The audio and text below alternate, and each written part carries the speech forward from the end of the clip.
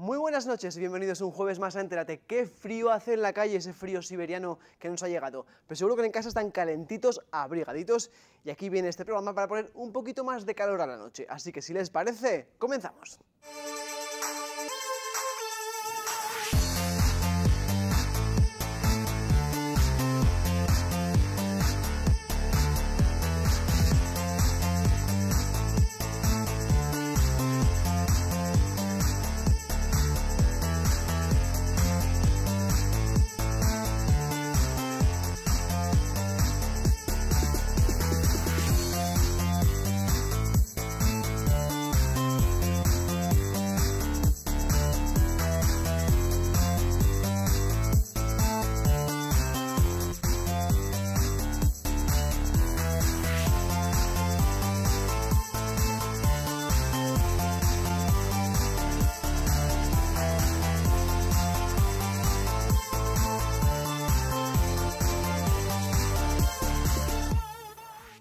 Y vamos a empezar la noche buscando a Hooper. ¿Y quién es Hooper? Pues nos van a explicar Adriana y Unai, que han hecho una exposición bajo dos miradas, la de la fotografía y también la pintura. Hemos estado con ellos y nos han contado en qué consiste esta búsqueda de Hooper.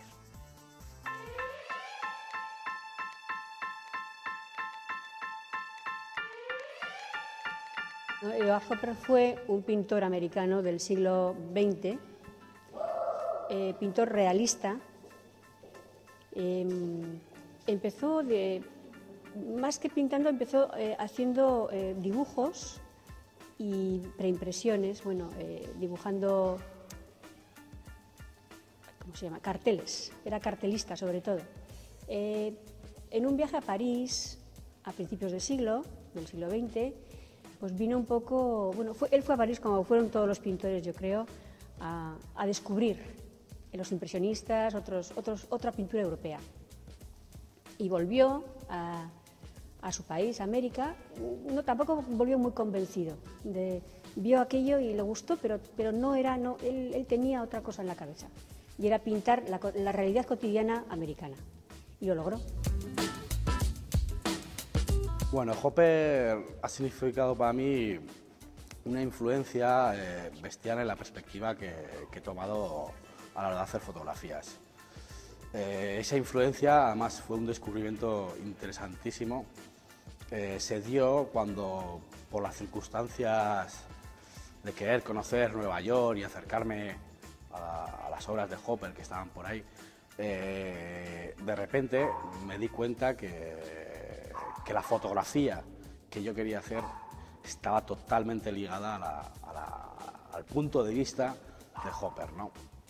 Y entonces cuando descubro ese acontecimiento personal es cuando decido arrancar e ir descubriendo a Hopper en mi entorno y en mi vida cotidiana. Pues la manera tan peculiar que tiene de interpretar la realidad cotidiana. Eso es lo que siempre me ha llamado la atención de Hopper, y todo lo que sugiere, todo lo que transmite. A mí me parece que transmite soledad, transmite ese silencio suspendido de todos sus cuadros. Yo creo que lo que yo veo en las obras de Hopper es sobre todo procesos de cambio.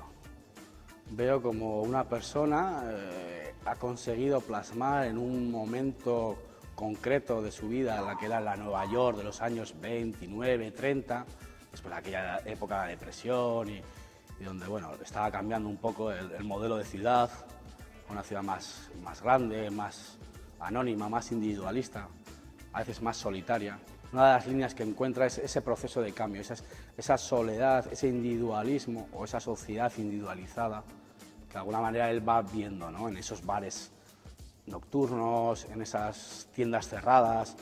Trabaja mucho en domingo para dar esa sensación de vacío, que al final es una sensación, no quiere decir que tampoco sea la realidad. Él ha pintado mucho paisaje, y yo esta exposición sobre todo la he hecho porque a mí me gusta mucho de Hopper sus acuarelas y sus paisajes urbanos, mucho. Me gusta también cuando mete personajes, evidentemente, pero más me sugieren y más me da un poco como cierta intríngulis, por así decirlo, cierto todos esos paisajes que son como figura, como si fueran imágenes cortadas, ¿no? sea, que no tienen ni principio ni final y que de repente el espectador se encuentra con esas carreteras vacías, con esas casas que están o a lo lejos o más cerca, depende del plano, con esa perspectiva de abajo arriba, todo eso me ha gustado mucho de Hopper. Entonces he intentado, no sé si lo he logrado, sugerir un poco ese vacío. Yo, como me gusta mucho la literatura, creo que es narrativa, más que poética. En la poesía se utilizan argumentos más metafóricos que la narrativa tal vez, y en realidad creo que es más narrativa porque son fotografías, bueno, en mi caso las fotografías son descriptivas, aparentemente descriptivas, con planos frontales, aparentemente están describiendo un lugar, pero en el fondo lo que están hablando es lo que hay, ¿no? Hay una frase que dicen de John Cheever, que es uno de los padres de la literatura americana, que nos gusta, nos encanta, que dice que la literatura americana es como un iceberg, que se ve la punta, pero no se ve muy bien lo que hay abajo. Creo que los cuadros de Hopper es lo mismo. Y de alguna manera tú ves, asomas, que hay una residencia, una casa, un paisaje, pero lo que se pretende es qué hay detrás. De hecho, el mismo Hopper, con su mujer lo hacía. Cuando retrataba a un personaje, se dedicaban a pasar horas, él y su mujer, pues, ¿qué hará esta mujer? ¿A dónde irá? ¿No? ¿Por dónde nos irá? A todo esto, el resultado final, pues bueno, como dice para mí un fotógrafo buenísimo, dice que la fotografía tiene que ser siempre el principio, nunca el final. Homenaje no, porque yo para esto soy muy respetuosa y tengo mucho pudor. No me parece que haya que homenajear a un hombre que, en fin, que es todo un monumento. Bueno, yo a Hopper lo descubro en los años 80 o así, y en una exposición, una retrospectiva, que viene, creo que está en Madrid, y bueno, siempre ves cosas, no libros y tal, pero aquello me quedé encantada, no me podía ni mover del sitio, de lo precioso. Y luego lo he seguido en casi todas las que ha tenido en Europa, en la Tate Modern, en Colonia, en Milán. He ido porque me gusta, me conmueve mucho y además me sugiere tanto su obra, me imagino tantas cosas que están sucediendo o que van a suceder o que han pasado, que bueno, pues siempre luego a la hora de pintar, como además creo que el ver educa la retina y educa la cabeza y la mirada de la gente, pues yo siempre he pensado que en mis cuadros pues, siempre se ha visto algún referente hopperiano. He pensado, no sé si es cierto o no, pero bueno, he intentado. Pero no por copiar, sino porque me sale. En este caso, lo que van a encontrarse, bueno, si se van a sorprender al hablar de Hopper y encontrar fotografías, bueno, que nadie se sorprenda. Porque tras una larga documentación que hicimos Adriana y yo, sí que encontramos, y documentado históricamente, que muchos fotógrafos, empezando por, para mí, uno de los más grandes, Walker Evans, ya se fue, intentó hacer homenajes fotografiando lugares que Hopper había pintado, y a raíz de ese descubrimiento, de esa documentación, encontramos otra serie de fotógrafos, Bruce Davidson, Robert Adams, Stefan Shore, George Steinfeld, que habían seguido esa línea. Para hacer esta exposición, evidentemente no podía hacerla sin conocer por la ciudad donde vivió, se puede decir que prácticamente toda su vida, Hopper, que era Nueva York.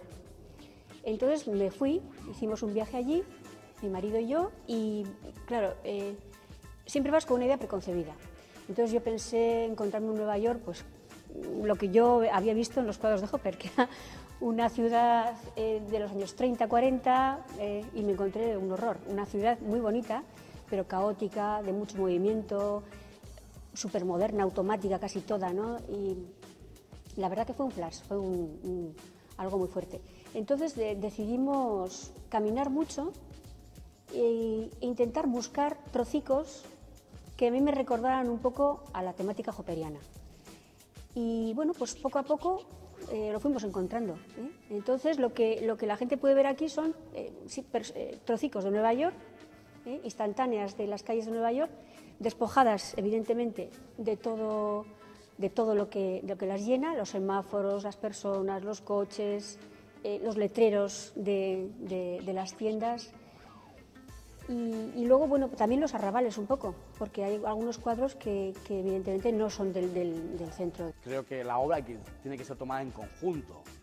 Separarla es válido y lo puede hacer quien quiera, pero creo que la fuerza de esta exposición es el equilibrio que hemos conseguido, Adriana y yo, entre fotografía y pintura, ¿no? El proyecto lo empezamos a preparar en el final 2008-2009, cuando conozco a Unai, y entonces llegamos, bueno, hay una entente, nos llevamos muy bien, coincidimos en que nuestros pintores favoritos son Hopper bueno, y escritores, sobre todo americanos y todo esto, y entonces presentamos el proyecto en el ayuntamiento, nos lo aprueban y a partir de ahí, ¡pum!, adelante. Entonces, a mí pintar toda esta obra, excepto algún cuadrito que hay por ahí, he metido, bueno, he trabajado muchísimo, ¿eh?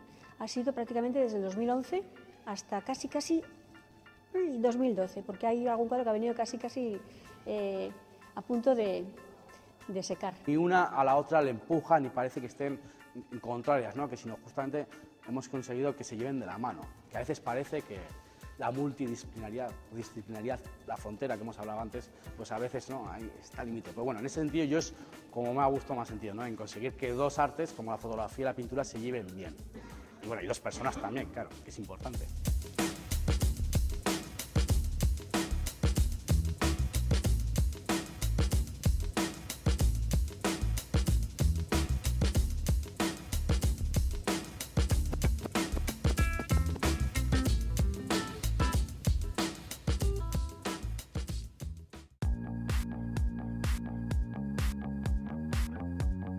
¿A qué hora se levanta? Me levanto tarde, me levanto a las 3 de la tarde. ¿Su especialidad culinaria es? A mí me encanta hacer mucho huevos fritos con papas, un pedazo de filete de ternera muy bien hecho. ¿Tiene hipoteca? ¿Cuánto paga por ella? Hipoteca, estoy hipotecado hasta yo mismo. ¿Tabaco, sí o no? No, ¿Cuál es su prenda fetiche? un pedazo de traje como Dios manda. Un colega de la profesión para pasar una tarde. Tomatito. Twitter, sí o no. ¿Por qué? Twitter, no. Yo qué sé, porque no quiero que nadie se entere de mis cosas. ¿A qué persona no le gustaría conocer? Era George Bush. ¿Su última borrachera ha sido? Mi última borrachera, el 31 de diciembre. ¿Qué programa quitaría de la televisión? Joder, yo me cargaría los Sálvame de Luz, todos estos programas potajeros estos del corazón. Acababa con Belén Esteban, con toda esta gente. ¿Cómo se ve dentro de 10 años? Mejor que ahora. ¿Qué lugar o momento le seduce de Navarra? A mí me gusta aquí, Pamplona. Y me gusta mucho sus comidas. Me gusta mucho sus comidas y me gusta mucho su gente. Me encanta, sobre todo porque Pamplona sin pamplonicos es como tener un tío en Alcalá que ni era tío ni era nada. ¿Sabes lo que te digo? Pamplona con pamplonicos. Y me encanta cómo son ellos de expresivos y hay sus cosas y su gracia que tienen, ¿no? Su hablar. Porque me gustaba mucho cómo hablaba el tío Sabica. ¿Qué tal, Hijicol? ¿Cómo estás, Hijicol? Me encantaba.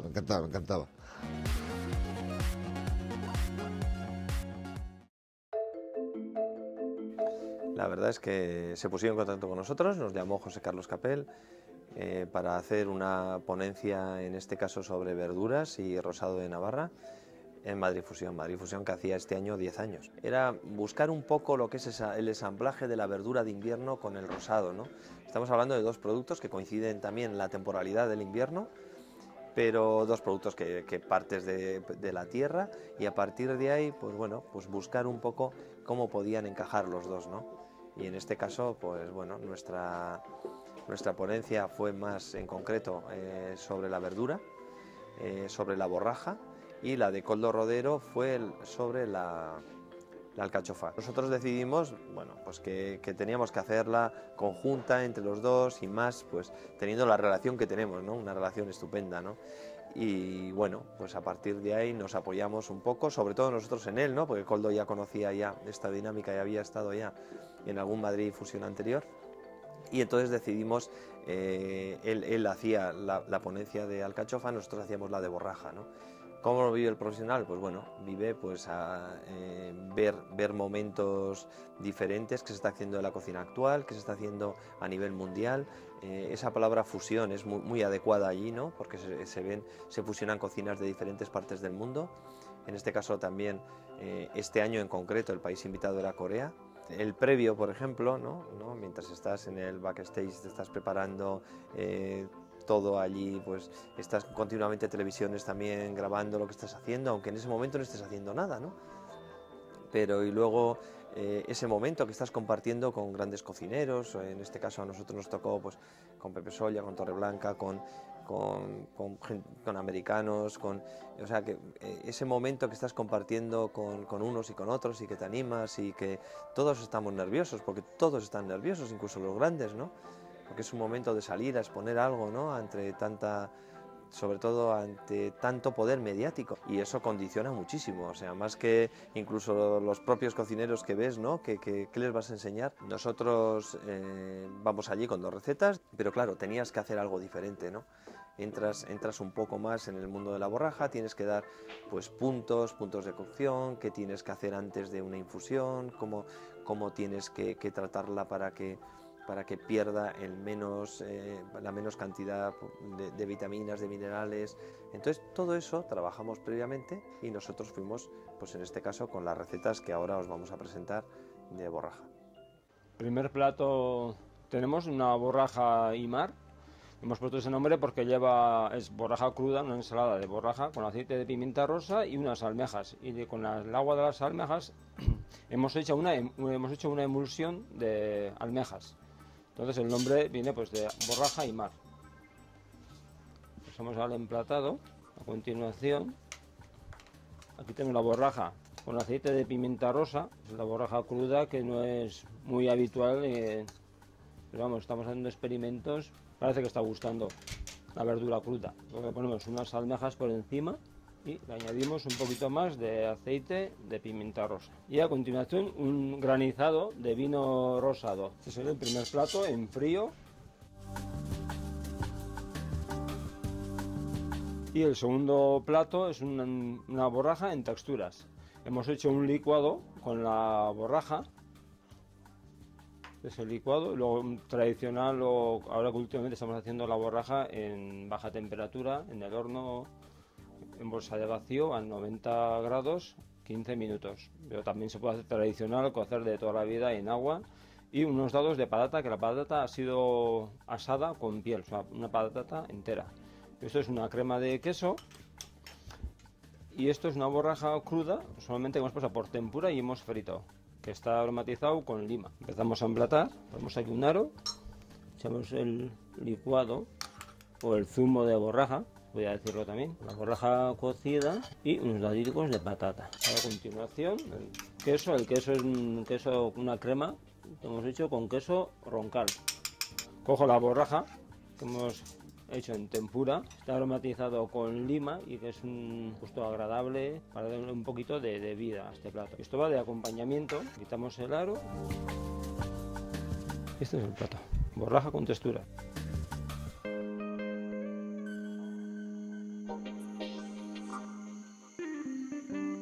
Bueno, pues estas recetas ahora las podréis disfrutar ya en el restaurante a partir de ya. O sea que ahora las vamos a poner.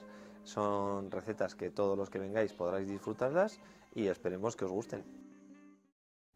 Y ahora lo que toca es echar una mirada a la cartelera que nos llegará este viernes a los cines y también los actos más destacados para los próximos días. Ahora, todos cerrad los ojos y pensad en algo que queráis cambiar de vosotros mismos. En los primeros años 90, Laia, una mujer maestra catalana, se traslada a Katmandú como voluntaria en una escuela local. Pronto descubrirá una pobreza extrema y un panorama educativo desolador que además deja fuera a los más necesitados. Hay tantas cosas que me gustaría probar con los niños. Tanto que hacer aquí. Durante sus vacaciones en Los Ángeles, Walter, el fan número 1 de los Muppets y sus amigos, descubren que el petrolero Tech Richman planea arrasar con el teatro de los Muppets para perforar y extraer petróleo debajo del viejo solar de este teatro.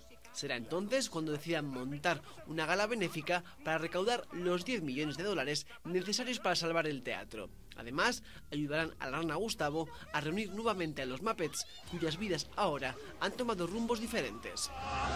¡Ay! ¡Ay! Y hay tipos pobres, y después hay 30 metros de mierda, y en el fondo nosotros. Moneyball nos presenta una prometedora estrella del béisbol que, incitado por el fracaso de no haber demostrado en el campo todo lo que se esperaba de él, enfocó toda su naturaleza competitiva hacia el área de la dirección de equipos. Pero sí lo sois, así que jugad como campeones. Perdona, ¿sabes dónde está la clase de cuarto B? Me gustaría saber con qué libros estáis trabajando. Modesto es profesor y en ocasiones ve muertos. Esto no solo le ha costado una fortuna en psiquiatras, sino que también ha hecho que le despidan de todos los colegios donde ha trabajado. Su suerte cambia cuando consigue plaza en el Monforte y tiene que dar clase a 5 alumnos que han convertido un colegio de prestigio en la casa de los horrores. ¿Hay alguien ahí? Ya están aquí. ¿Quién eres?